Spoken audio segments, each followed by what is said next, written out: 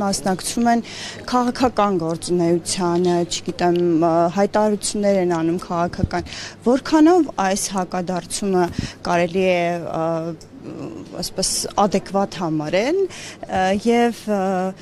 ինչու մի դեպքում այո նորմալ է, իսկ մյուս դեպքում ոչ հակասահմանադրական է։ Ես ավելի շատ կնախընտրեի, որ մենք քննարկումը ոչ թե տանենք այդ դաշտ, թե ինչքանով է լեգիտիմ այս պահանջը, այն պահանջը արդյոք սահմանադրություն է խախտել թե չէ։ Մեր իրավաբան գործընկերները շատ փայլուն կերպով դա կարող են ապացուցել, որ ընդհանրապես շատ ու շատ գործընթաց այս ասպարեզում հակասահմանադրական է։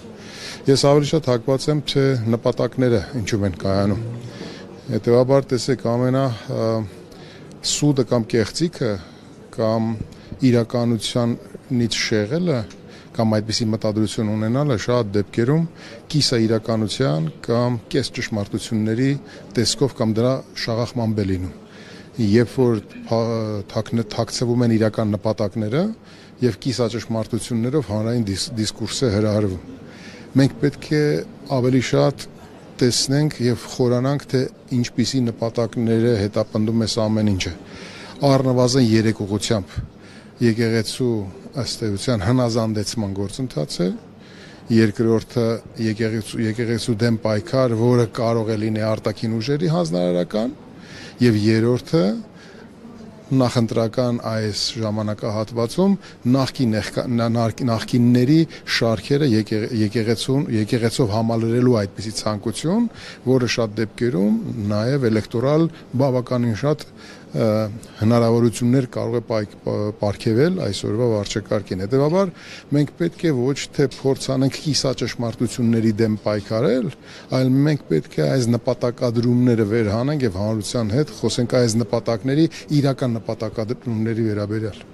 Ճիշտ հասկացա, պարոն Անյան, որ դուք կարծում եք, որ փորձում են ասել, որ եկեղեցին նույնպես նախկին է։ Այո։ Տեսեք,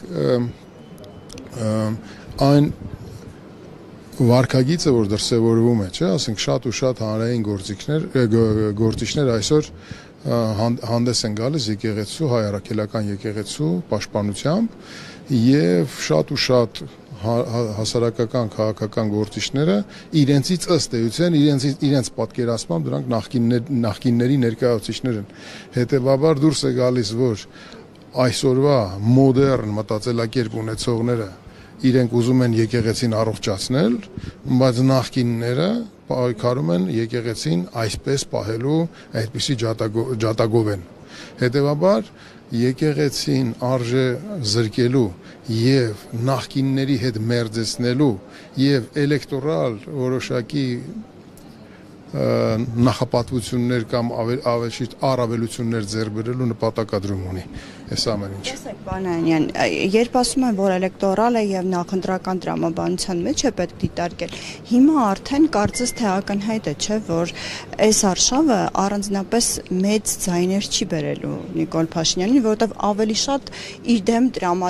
գոնե հանրային տրամադրությունները այդպիսին են։ Արդյոք դուք ունեք այդ զգացողությունը, որովհետև հակադարձումն ավելի մեծ է, քան ընկալումը իշխանության այդ քարոզչության, լավ, սրան պատասխան։ Գիտեք, ինքը մենք պետք է տեսնենք, որ նաև քաղաքական վերարտադրության առումով սա վաբանկ գնալու մի այսպիսի նպատակադրում ունի։ Երբ որ դու տեսնում ես, որ դու չունես վարկանիշ,